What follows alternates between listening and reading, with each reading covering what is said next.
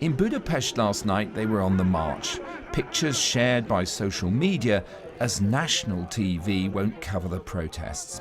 It's a movement that unites opponents to Viktor Orban, who are now threatening a general strike.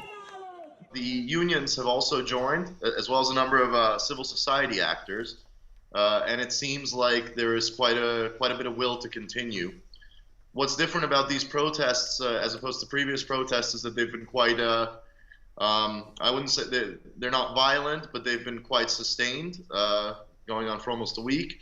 And also people are very angry.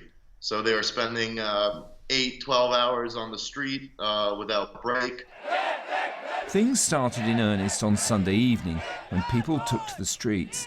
Their main grievance is changes to the labour code that allow companies to ask workers to do hundreds of hours of overtime, but to hold back payment for it for up to 3 years. That change, denounced as the slave law by these people, has brought opponents onto the streets, from the Greens to the far-right Jobbik party. On Sunday evening, tear gas was used against them.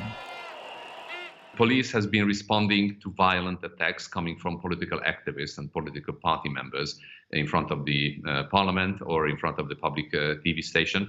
Again, everything is a response. It's not an initiative or initiated by the state or by law enforcing agencies. It is defending democracy and defending the institutions in this country in face of violent, at sometimes violent attacks on behalf of the political opposition. The studios of the national TV network have become one key focus for protests. Yesterday, some opposition MPs, using their right to enter government buildings, went in, trying to demand airtime to broadcast their grievances to the public.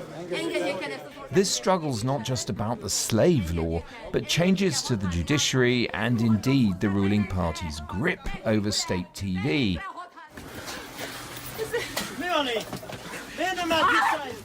But the MPs were forcibly ejected, among them Bernadette Schell. They wanted to give in to the television and to the radio the 5 points, the 5 demands of the Hungarian protesters and the Hungarian nation. And at the end of the story, we were just thrown out from the building. And now everyone can see the real face of the power. You can see the real face of the Orban system, the regime, I would say so. And questions are growing about Viktor Orban, the degree the protests will challenge him, and the direction he's taken Hungary during his past 8 years in power. I would say that this is very much about Viktor Orban and the system, the regime that he has built over the last 8 years. I think that this was the 2 laws were just a catalyst. It's an issue that is quite easy to understand. It's not too abstract. However, I think that this has turned into a fully anti-government and anti-Orban protest, and you can see that in a lot of the signage and the rhetoric being used by protesters, by civil groups and political parties alike. And we've seen kind of an unprecedented cooperation between opposition parties as well as civil society to take a stand together against Orban. El akarják venni az országunkat. Earlier this year, the Prime Minister led his Fidesz party to its 3rd election victory in a row.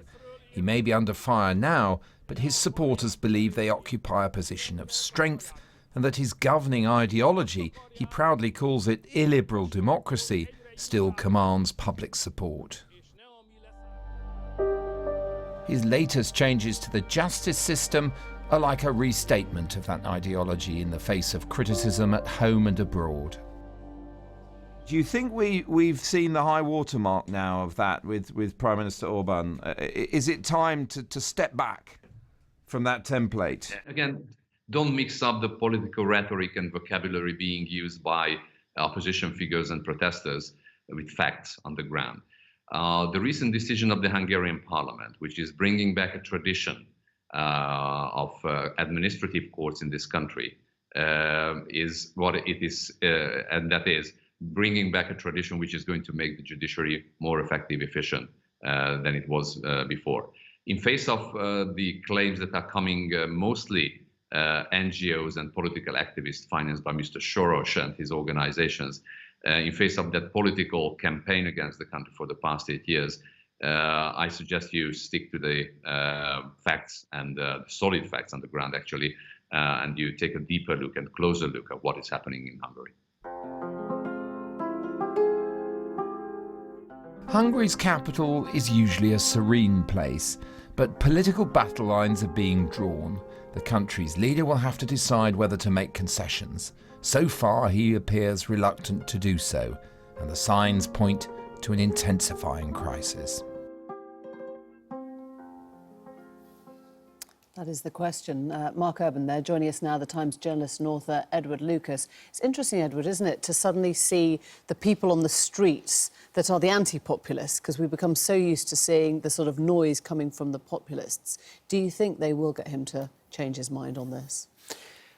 Mr. Orban had a thumping great election victory quite recently, and I think what's really happening here is you've got metropolitan Hungary, mainly Budapest, which is full of people in the sort of the centre or the centre-left of politics, well-educated, cosmopolitan people who don't like the way the country's going, and they've found a voice on the street, but they don't have a political voice in the political system. They haven't been represented there. The opposition in Hungary is really fragmented, and that's always been why Mr. Orban does quite well.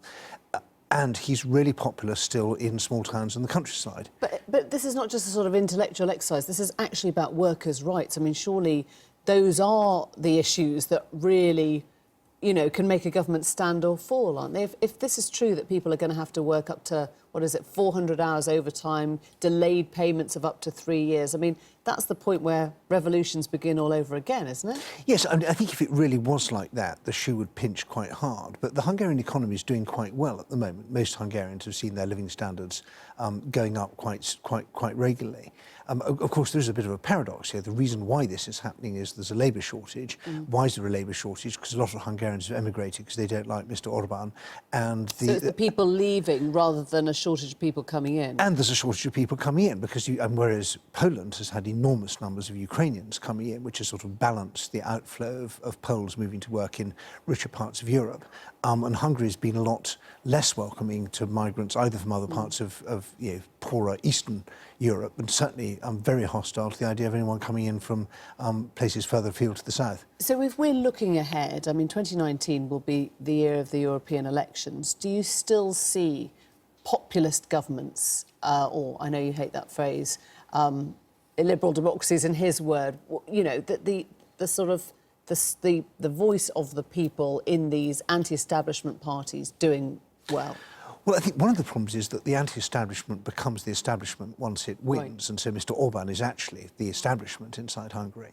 I think another point is that it's a very mixed bag, and we're seeing that in Italy, where Five Star, the League, or the two big anti-establishment parties, are finding that A, politics is actually quite complicated once you have to try and run a country, and B, it's easier to be against things than it is to be for them. And I think that when the European elections come, my guess is that this kind of so-called populist or anti-establishment tide may have peaked by then. We see voters quite happy to cast protest votes, but when you then have the question of, well, why don't we have a government, as in Sweden? Well, that's because you voted for the Sweden Democrats and nobody wants to go into parliament with them.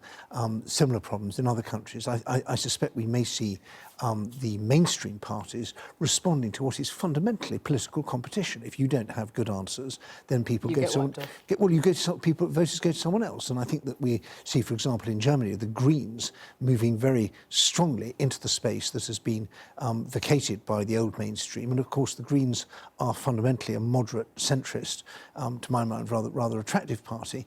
And they, I think, mean that the Alternative for Deutschland, this sort of so-called German populist party, I think is possibly finding its moment has passed.